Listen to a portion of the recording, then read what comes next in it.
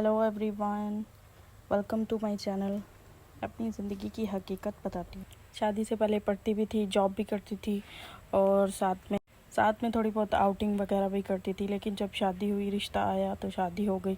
शादी हुई तो फिर उसके बाद जो है बहुत ज़्यादा जिम्मेदारियाँ आ गई। अपना होश नहीं रहता था, जिम्मेदारियाँ बस इतनी ज़्यादा बढ़ गई थी। फिर थोड़े टाइम बाद जो है एक बेबी हो गया।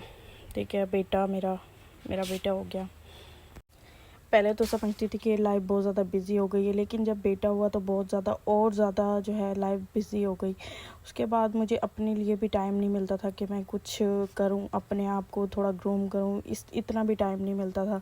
बस काम किया, बच्चे को संभाला, रातों को देर देर तक जागा।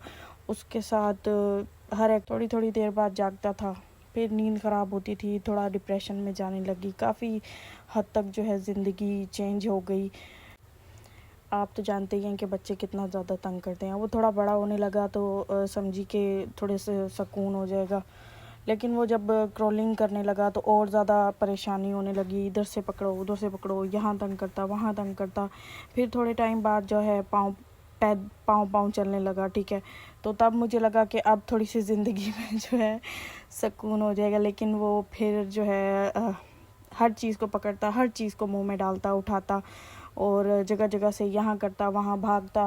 पीछे पीछे भागना पड़ता है। अब जो है वो पाँव चलता है, अब उसके पीछे पीछे भागना पड़ता है। इतनी ज़्यादा जिम्मेदारियाँ हैं। और आपको जो बच्चे हैं वो हमारी तरह तो खाते नहीं। बड़े जो पक गया वो बड़ों ने खा लिया, जो छोटे वो छोटे नहीं खा सकते।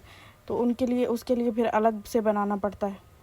ये बहुत ज़्यादा जिम्मेदारियाँ होती हैं। अब जो है वो कुछ दिन पहले बीमार था। फिर मैंने उसकी जो है थोड़ी सी रूटीन उसकी चेंज हो गई थी, खाना पीना छोड़ दिया उसने। फिर मैंने डॉक्टर को चेक करवाया तो वो टीथिंग पे था। ठीक है, टीथिंग की वजह से जो है ना वो खाना पीना छोड़ रहा था। अक्सर बच्चे इस तरह से छोड़ देते हैं, तो इसमें मुझे बड़ी परेशानी होने लगी। खाना पीना छोड़ दिया उसने। खाना पीना उसने छोड़ा तो हस्बैंड मुझे कहने लगे कि तुम इसके लिए कुछ बनाती नहीं हो, कुछ खिलाती नहीं हो।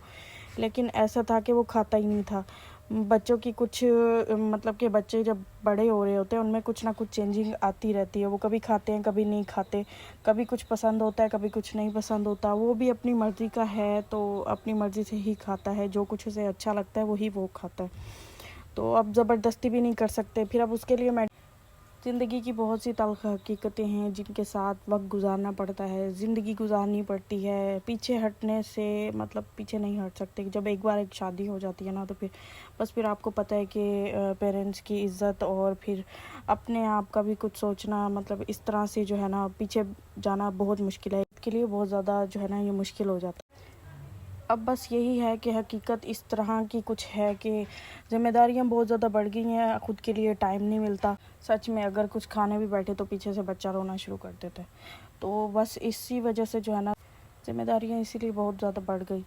अब ये है कि मुझे जो है शादी से पहले वाली लाइफ जो है बहुत ज़्यादा मिस करती हूँ। बहुत ज़्यादा मैं आप सबको यही कहूँगी कि जो आपकी शादी से पहले वाली लाइफ होती है उसे खूब इंजॉय करें। जो आपके पास लम्हात हैं उन्हें खूब इंजॉय करें और अच्छे से जो है ना अपने पेरेंट्स के साथ, बहन भाइयों के साथ ज़िंदगी गुजारें।